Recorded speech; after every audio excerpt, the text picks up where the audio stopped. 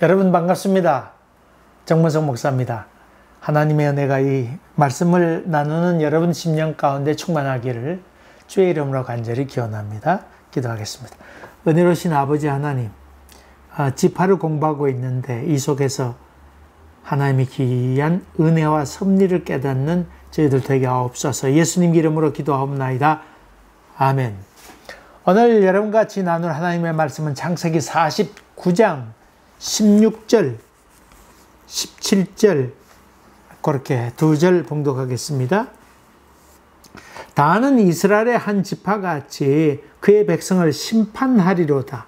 다는 길섭의 뱀이요 샛길의 독사로다.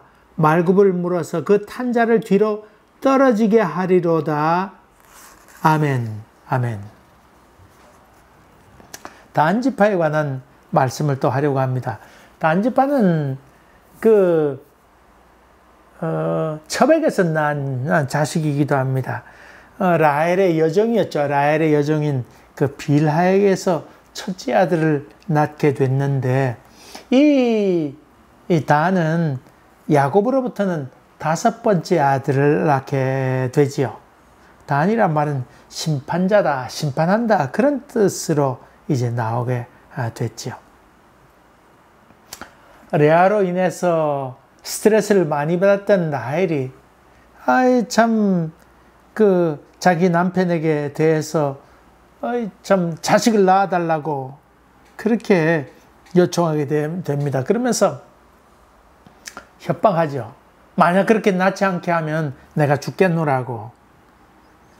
아마도 레아가 아들 낳으니까 그 라헬에게도 몹시도 좀 구박했는지 좀 무시했는지 뭐 그렇게 또 했겠죠. 아니면 또 그렇게 하지 않더라도 그 라헬이 스트레스를 많이 받게 되었지요.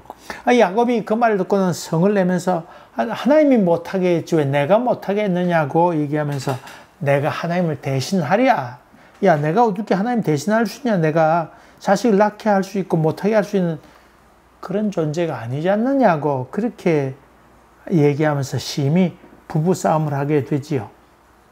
뭐 이혼 직전까지 가게 된 건 그 당시 뭐 그런 건 아니겠습니다만 하여간에 그 얘기를 들었던 아마 라헬이 좀 쇼크도 받았겠지요. 쇼크도 받았는데 그 말을 들었던 이 라헬이 자기의 여종 빌하를 들여놓으면서 이를 통해서 아들을 낳게 하라고. 그러면서 내가 너무 억울하다. 하나님께서 억울함을 푸셨다. 그리고 하나님께서 내 호소를 들으셨다. 아들을 낳게 되자 그렇게 이름을 지었는데 그 이름이 단이죠. 단. 심판한다. 또 억울함을 푼다. 그런 뜻이 있죠. 심판한다. 다시 말하면 사랑은 내가 해서 야곱과 결혼하기로 작정했는데 그날 밤에 보니까 언니 레아하고 있습니다. 억울합니다. 하나님께서 정말 판단해 주십시오. 그런 의미지요. 사랑은 자기가 하고 야곱은 언니를 차지하고. 사실은 언니 편에서 레아 편에서 보면 야곱이 늘 라헬과 잠자리를 같이 하는 것처럼 보이고 반대로 또 라헬 편에서 보게 되면 야곱이 언니 레아와 관계를 갖는다. 아마 그렇게 생각했겠지요. 무엇보다도 자식이 없다고 하는 것은 성녀, 히브리어로는 성녀죠. 돌의 여자라 그런 의미로 쓰였는데 하나님으로부터 저주받았다고 하는 생각을 갖게 되니까 그 마음이 얼마나 원통함과 답답함과 안타까움이 있겠어요. 아예 하나님께서 내 마음을 좀 풀어주십사. 그래서 무시를 당하고 있다는 생각 때문에 빌하를 그 야곱에게 이렇게 넣으면서 이 빌하를 통해서 자식이 탄생하기를 더욱더 원하게 됐지요. 이럴 때 야곱도 참 미묘한 마음이었겠지요. 그렇지 않겠어요? 그랬는데 여러분 빌하 하면 생각나는 자식이 있죠. 여러분 그 첫째 장남으로 태어나 가지고는 장자의 직분을 참 빼앗겼던 사람이 있죠. 루벤입니다. 보라 아들이라. 이 보라 아들이었던 루벤이 이 라헬의 여종 빌하를 범함으로 말미암아 자제하지 못하고 아버지의 침상을 더럽혔다고 해서 장자의 직분을 빼앗기게 되었지요. 그게 바로 그 빌하였습니다. 아마도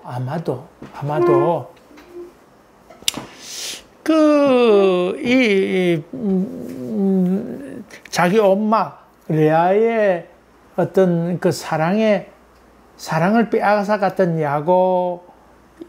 야곱이 있었는데 사랑을 빼앗아 갔던 그 라헬 때문에 많이 분노하고 있었는데 라헬은 자식을 낳지 못하니까 뭐 별 상대가 되지 않는다 아마 생각하셨는데 빌하가 아들 낳게 되니까 자기 엄마의 사랑을 뺏어간다 아마 그런 생각을 루벤이 가졌는지 모르지요. 뭐.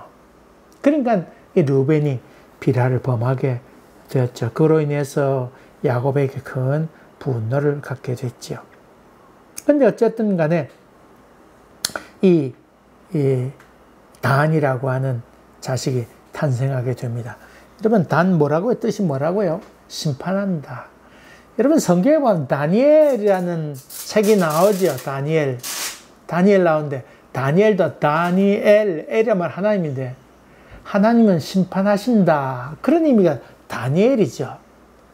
기억하겠습니까? 그러니까 단이라고 하는 말은 심판자다. 그런 의미를 여러분이 보시면 아마 잘 이해가 되리라 생각합니다. 오늘 봉독한 말씀 16절, 17절에 있는 말씀이 나오는데 거기 17절에 심판하리로다 그 이름을 얘기하고는 다는 길섭의 뱀이요. 길섭이라고 하는 것은 갓길이지요. 길가 아니면 뭐 갓길 그렇게 되는데 또 샛길의 독사로다. 주길이 있는데 그 가지 난 길, 샛길이지요. 샛길의 독사로다. 이 샛길에 독사가 숨어 있다가 이 말급을 물어서 말이 지나가게 될 때 거기 숨어 있다가 칵 물어가지고는 거기 탄 사람을 잡아뜨리로다. 그렇게 얘기하고 있습니다. 참 사막의 모래속에 숨어서 이게 뿔 달린 뱀 있잖아요. 이렇게 내 가지고는 숨어 있다가 모래인데 숨어 있다가 칵 지나갈 때 숨어 가지고는 뿔만 내고 있다가 지나가는 먹이를 공격하는 그런 뱀이로다. 그런 뜻으로 얘기했죠. 이 단지파는 사실 강한 지파가 된다. 또 가나안 땅에 들어갈 때에 단지파의 깃발 아래서 용기를 내가지고 모든 용사들이 단지파에게 모여가지고는 쳐들어가게 됩니다.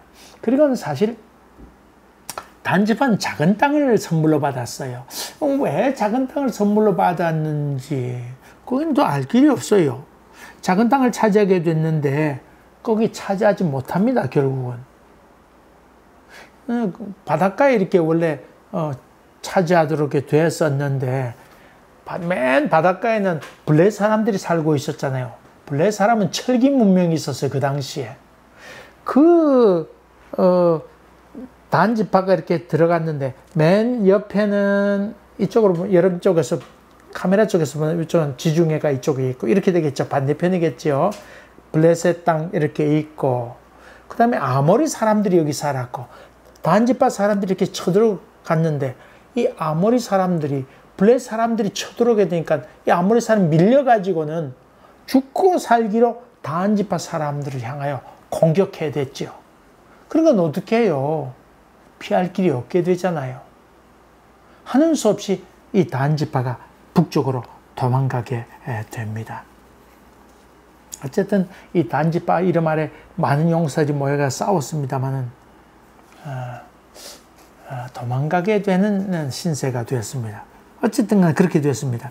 여러분 그 얘기를 먼저 또 할까요? 그렇게 해서 하는 수 없이 차지하지 못하게 되었는데 이 단지파에서 거기서 쫓겨나게 되니까 저 북쪽에 에브라임 산지 거기에 정탐꾼을 보내면서 다섯 명의 정탐꾼을 보내서 북쪽에 있는 라이스라고 하는 땅, 라이스 뭐 쌀이라는 말이 아니고 어쨌든 라이스라고 하는 땅으로 이렇게 들어가려고 합니다. 거기 사사기에 보면 그런 내용이 나오죠. 출애굽할 때에 한 다음에 사사기가 나오는데 사사기에 그런 내용들이 나옵니다. 이렇게 들어갔는데 거기 들어갔더니 미가라고 하는 사람이 거기 에브라임 산지에 살고 있었습니다. 거기 정탐꾼이 들어갔는데 거기 보았더니 레위 제사장이 거기 있었습니다. 이 정탐꾼이 들어가기 전에 이 미가라고 하는 집에는 무슨 일이 있었냐 하면 자기 아들을 제사장으로 삼아가지고는 예배를 드리고는 뭐 제사를 드리고는 뭐 그렇게 했었습니다. 자기 아들을. 근데 그 미가의 엄마가 자기 아들 미가가 돈을 훔쳤는데 훔친 것을 나중에 고백하면서 사실 내가 훔쳤습니다. 그랬더니 알았다고 그렇게 하면서 그 돈 중에 일부를 드라빔도 사고 목상도 만들고 이래가지고는 에봇과 이런 것들을 준비해가지고는 목상에다가 은을 입혀가지고는 우상을 섬기고 있었던 차였는데 그러면서 그 에봇과 드라빔 그리고 이 은으로 된 은 덮어씌운 목상을 거기다 놔두면서 집안에 있는 개인적인 제사장으로 자기 미가의 아들을 세웠습니다. 어느 날 미가 집에 누가 오냐면 예루살렘에 사는 레위지파 젊은 사람이 어느 날 오게 되었어요. 당신 어디서 왔느냐고 물었더니 하는 얘기가 우리 예루살렘에 유하는 그런 사람입니다. 레위지파 사람입니다. 그랬더니 아이고 멀리 갈 거 없다고 당신이 우리 집안에 제사장이 되면 좋겠다고 그렇게 요청하게 되어서 개인적인 제사장이 되게 되지요. 그래서 에봇, 제사장이 입는 옷 에봇이잖아요. 그 다음에 드라빔까지 있었으니까 드라빔은 우상이었잖아요. 옛날 라헬이 그 아버지 라반의 집에 훔쳐왔던 것이 드라빔이잖아요. 거기다 나무에다가 은까지 씌웠던 것을 갖고 있었으니까 아주 우상을 섬겼던 사람이라 이렇게 볼 수 있지요. 레위 지파, 제사장 지파이면서 동시에 우상을 섬기고 그리고 그 전체 제사장이 아니고 개인적인 축복을 빌었던 사람이 이 레위 지파 그리고 미가의 집안 사람이었죠. 얼마 후에 이 정탐꾼, 단지파의 정탐꾼이 거기 가서 봤더니 그 레위 제사장이 있어서 그 사람이 묻습니다. 우리가 지금 라이스로 들어가려고 하는데 우리가 땅을 잘 차지하겠느냐고, 어려움이 없겠느냐고, 무사히 잘 차지할 수 있겠느냐고 그렇게 물었더니 이 우상을 섬기는 소위 제사장 이 사람이 걱정하지 말라고 쳐들어가라고 그렇게 얘기하게 되지요. 정말 그 땅에 들어가 봤더니 땅이 좋은 땅이었습니다. 근데 그 땅을 가봤더니 좋은 땅이었는데 얼른 정탐꾼이 자기 단지파에 있는 사람들에게 연락을 취해가지고 어서 저 땅을 차지합시다. 저놈들이 눈치채지 못하게 빨리 점령해야 됩니다. 그래가지고 군사들 이끌고 가서 습격해가지고 몽졸이 다 죽여버리고 말고 그 라이스 땅이 결국은 단지파가 되고 말지요. 오늘 이 야곱이 한 말같이 숨어 있다가 그냥 꽉 공격하는 강한 자이지만은 숨어 있다가 습격해가는 이런 부족이 될 거라고 하는 예언이 그대로 임하게 된 사건이 바로 그 장소이지요. 그러니까 근본적으로 누구를 섬겼다고 볼 수 있으면 용기는 있었지만 우상을 섬겼다고 볼 수 있죠. 나중에 세월이 흘러 솔로몬이 죽은 다음에 하나는 남쪽은 유다 땅은 르호보암이 왕이 되고 북쪽은 여로보암이라는 사람이 왕이 되지요. 근데 북쪽에 있던 여로보암 왕은 북쪽에다가 단과 베들이라고 하는 두 장소에 송아지 제단을 쌓게 되죠. 금송아지 제단을 이게 쌓고는 거기에 제사를 지내도록 합니다. 왜냐하면 사람들이 남쪽에 예루살렘에 가서 여호와를 섬기게 되면 북쪽에 사는 사람의 마음이 다 남쪽 예루살렘의 마음에 뺏기게 될 거 아니에요. 그러니까 여로보암이 단과 베델의 우상을 섬기도록 해놓고는 경계선을 찧어서 통과하지 못하도록 하게 되지요. 마치 남과 북을 가르듯이 그렇게 여로보암이 하게 됩니다. 거기에 중요한 장소로 단에다가 제단을 쌓게 되죠. 여러분, 그 제단을 단에 쌓았다고 한, 단지파 거기 쌓았다고 하는 것은 무엇을 의미냐 하면, 거기에 주민들이 다 우린 여호와만 믿겠다 그러면 거기에다가 우상을 세울 수 있겠습니까? 그렇지 못하잖아요. 근데 그 주민들도 거기 송아지를, 금송아지를 만드는 일에 별 이의가 없다고 하는 거로 봐서 상당히 우상을 섬겼다고 하는 그런 의미로 볼 수 있죠. 그러면서 동시에 이 출애굽할 때에 이 사람들은 손재주가 많아서 금, 은, 동 이런 것을 세공하는 역할을 잘 했는데, 이 사람들이 단지파 맨 북쪽에 올라갔죠. 단에서 거기 부엘세바까지라는 말이 있으니까 단은 맨 북쪽 지방입니다. 어쨌든 간에 북쪽에 단지파가 있는데, 거기에 그 두로라고 하는 땅이 있었죠. 예루살렘에 그 솔로몬이 성전을 건축할 때 금, 은, 세공하는 사람을 보냈는데 그 가운데 한 사람이 누구냐 하면 이 단지파 사람을 거기에 보내어서 세공하는 일을 감당해내도록 했습니다. 그러니까 두로 사람들이 이방인이었는데 이 솔로몬이 성전 건축한다고 하는 소식을 듣고는 사람을 보내었는데, 그때 보낸 사람이 단지파 사람이었습니다. 그런 점을 본다 그러면 단지파 사람이 북쪽으로 가서 그 두로의 사람 여자와 많이 결혼하게 되었다고 하는 걸 볼 수 있죠. 그러니까 그 이방 여자들과 많이 혼합했다고 하는 것을 볼 수 있습니다. 이 단지파 사람 가운데 여러분이 잘 아는 사사 삼손이 나오죠. 삼손이 나옵니다. 어쨌든 간에 이 야곱이 축복하면서 심판자로다, 심판하리로다, 그런 말은 참 지혜롭다고 하는 의미도 담겼죠. 판단하려고 그러면 지혜가 있어야 될 것 아니에요.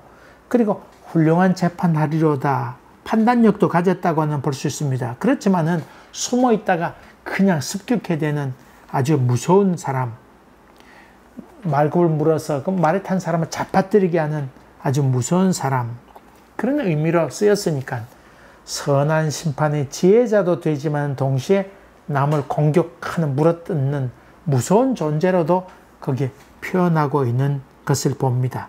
이 독을 품고서 무는 사람이라고 하는 것은 참소한다, 그런 의미도 되지요. 하나님이 제일 싫어하는 것이 참소하는 것이다. 지혜 있는 건 좋은데 그것을 조금 잘못 써서 남을 공격하는 데 쓴다 그러면 참 올바른 것이 아니지요. 시편 15편에 주의 장막에 거할 자 누구이오리까? 그 가운데는 참소치 아니한다, 그런 말이 나오지요.